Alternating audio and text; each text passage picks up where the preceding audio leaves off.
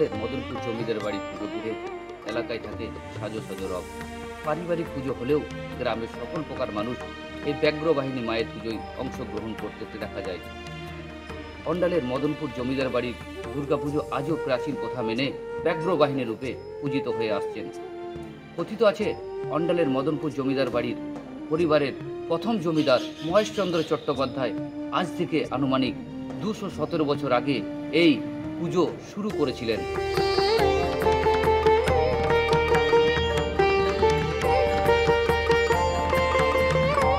পুজোতে হচ্ছে 4টে দিন, সবাই আমাদের এখন সব বাইরে থাকে, সবাই আসে, সবাই মিলে একসঙ্গে আনন্দ অনুভব করি সব। হ্যাঁ, একসঙ্গে মিলে তখন আর মনে হয় না কেউ দূরে থাকে, সবাই মনে হয় যে সব আমাদের নিকটের একই বাড়ির লোক সব। এইভাবে আনন্দ হয়। আর সপ্তমীতে বললাম যে সপ্তমীর দিনে দোলা আনতে যায়, মানে মাকে বরণ করা হয়, বাড়ির সব বউ মেয়েরা মিলে এরা মিলে মাকে বরণ করে। হ্যাঁ, সপ্তমীর দিনে। আর অষ্টমীর দিনে তো মহা অষ্টমীর পুজো হয়, সবাই উপোস থাকে, সেদিন মায়ের একটা খ্যান হয়, ছাগল বলি হয় অষ্টমীর দিনে একটা। হ্যাঁ, আবার নবমীর দিনেও আমাদের বলি হয়, মহাপুজো হয়, সেদিন 2টো ছাগল বলি হয়। নবমীর দিনে গোটা মানে পাড়ার মধ্যে একসঙ্গে একটা ভোজ হয়।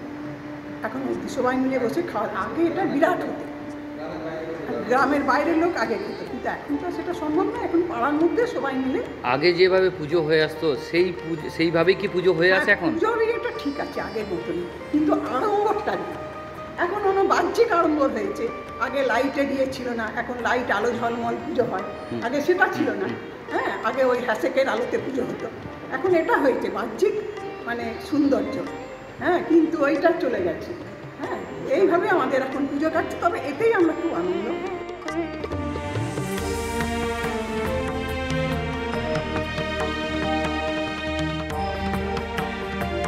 আমাদের পরিবারের প্রাণপুরুষ ঈশ্বর মহেশচন্দ্র চট্টোপাধ্যায়,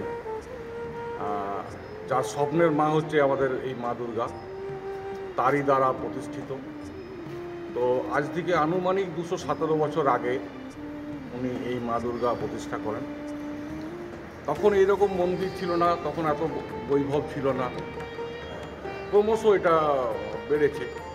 তো সেই সময়ে ভুবন মিস্ত্রি নামে এক মিস্ত্রি, আমার ভাই যেটা বলল যে স্বপ্নাদেশ পেয়েছিল, ঠিক সেম অ্যাজ আমাদের যে ডাক সাজায়, সেই ডাক সাজার মিস্ত্রিও সেও কাটোয়া এলাকার বাড়িদার, সেও কিন্তু এই স্বপ্নাদেশ পায়, এবং সেই স্বপ্নাদেশের ভিত্তিতেই কিন্তু আমাদের এখানে এসে